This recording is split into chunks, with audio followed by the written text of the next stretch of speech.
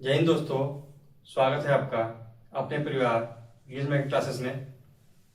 बिहार दरोगा की new vacancy आ चुकी है और इसके नोटिफिकेशन के बारे में आइए हम लोग समझते हैं। इसके नोटिस में क्या क्या दिया हुआ है, इसका फॉर्म का भरने का डेट कब से है, इसका लास्ट डेट कब से है और इसमें कितने से कितने एज तक के सभी लोग फॉर्म भर सकते हैं और इस फॉर्म को भरने के लिए क्या क्या डॉक्यूमेंट चाहिए और एजुकेशनल क्वालिफिकेशन कितना होना चाहिए, इन सभी बातों को एक छोटे से वीडियो में आपको समझाने का प्रयास करते हैं। आइए, BPSSC Bihar police ASI assistant sub inspector, जानते हैं कि बिहार दरोगा की जो वैकेंसी है वो बीपीएसएससी के थ्रू आता है और यह बिहार में बहुत अच्छा, और बिहार का हर स्टेट में जो दरोगा की वैकेंसी होती है वो गजब की वैकेंसी होती है और गजब का पावर और रुतबा होता है। तो असिस्टेंट सब इंस्पेक्टर की ऑपरेटर की वैकेंसी है ये, जो कि आपको ऑफिशियल जॉब है और ऑफिस में इसका मिलता है। आपको जब जॉब लग जाएगा तो ऑफिस में ही बैठने को मिलेगा और अच्छा खासा जॉब है और सब कुछ सैलरी वैलरी सब कुछ उसके ही उतना मिलेगा जितना उस दरोगा का होता है जो थाने में होते हैं। तो आइए समझते हैं इन सब के बारे में। तो इसका फॉर्म भरने का जो डेट है वो 4 फरवरी से स्टार्ट होगा। जो इस नोटिफिकेशन का जो फॉर्म भरने का डेट शुरुआत है वो 4 फरवरी 2026 से होगा और इसका जो लास्ट डेट है वो 4 मार्च 2026 है। कितना है? 4 फरवरी से स्टार्ट होगा और 4 मार्च तक इस फॉर्म को आप भर सकते हैं। तो इसमें एज जो है इस फॉर्म को भरने के लिए कितने से कितने एज तक के सभी लोग इस फॉर्म को भर सकते हैं। तो इसमें एज रखा गया है 20 साल से 37 साल तक।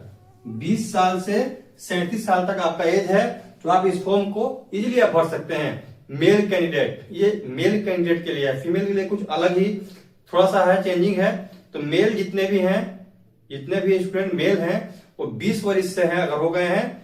मिनिमम एज 20 वर्ष है, मैक्सिमम 37 वर्ष है। ठीक है।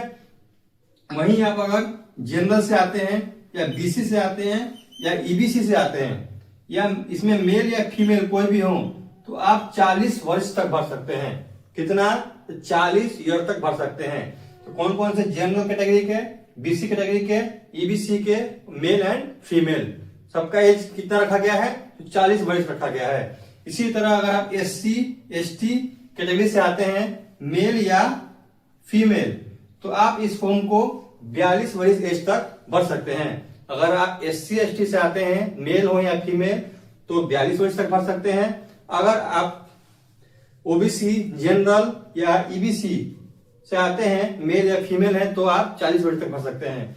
इस फॉर्म को भरने के लिए एजुकेशनल क्वालिफिकेशन क्या होनी चाहिए?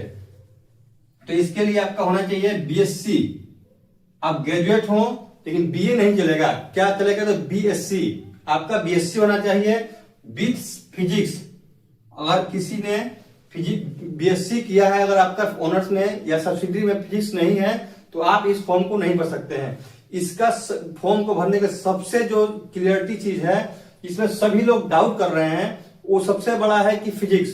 क्या मेरा फिजिक्स ऑनर्स है तभी हम भर सकते हैं? सब्सिडरी में है तो नहीं भर सकते हैं? बिल्कुल जी। अगर आपका, क्योंकि नोटिफिकेशन में साफ दिया हुआ है कि बीएससी विथ, बीएससी के साथ फिजिक्स, अगर आपने फिजिक्स के साथ बीएससी किया है तो आप इस फॉर्म को इजीली भर सकते हैं। उसके लिए भी आपको 50% कम से कम मार्क्स होना चाहिए। कितना होना चाहिए? कम से कम 50% होना चाहिए। अगर वहीं आप एससी एसटी कैटेगरी से आते हैं तो आपके लिए 45% मार्क्स रखा गया है, कम से कम 45%। अगर आप एससी एसटी से आते हैं तो 45% मार्क्स होना चाहिए।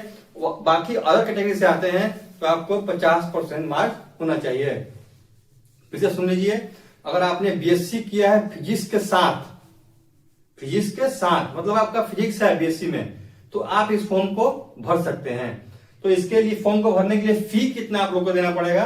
तो इसके लिए रखा गया है 100 रुपए, जो कि आपको मालूम होगा कि हमारी नीतीश सरकार ने पिछले कुछ ही मंथ पहले बिहार का जितना भी फॉर्म आएगा उन सभी फॉर्म का फी 100 रुपए कर दिया है।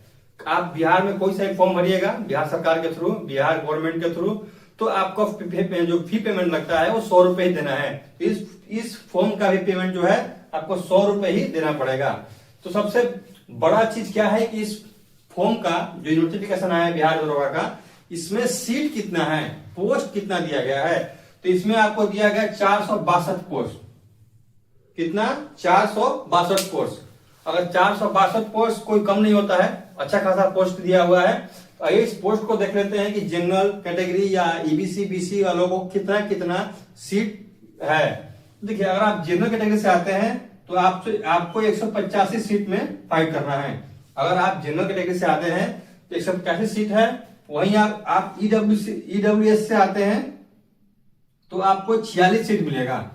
46 सीट है ईडब्ल्यूएस वालों के लिए, 46 सीट है। वहीं ईबीसी वालों के लिए 83 है। ईबीसी वालों के लिए कितना है? 83 है। अगर आप बीसी से आते हैं तो उनके बीसी कैटेगरी के लिए 55 सीट है।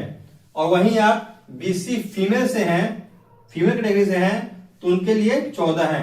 अगर बीसी मेल से हैं, मेल या फीमेल उसमें दोनों आ सकता है, तो 55 सीट है।